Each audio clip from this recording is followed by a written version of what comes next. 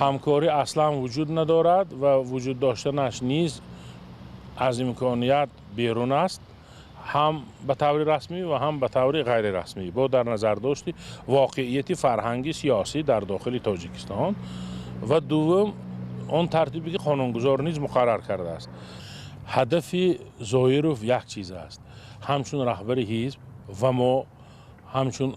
معاونان او منفعت دار در آن هستیم که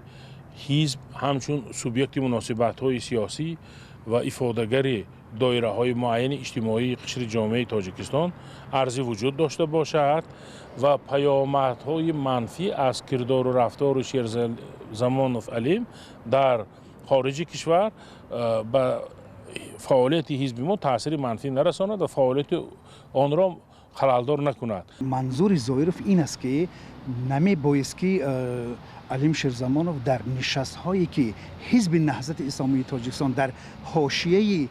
نشست سازمان امنیت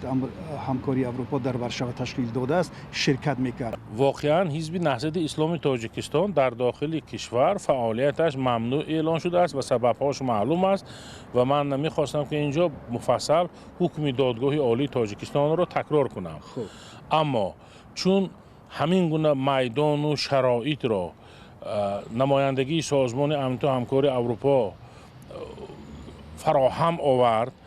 و موضوع صحبت ها نیز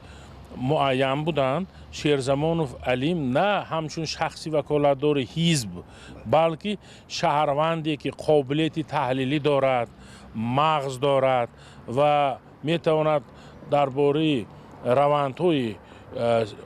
سیاسی در تاجیکستان و خارج آن ابراز عقیده کند، اندیشه هاش را گفت.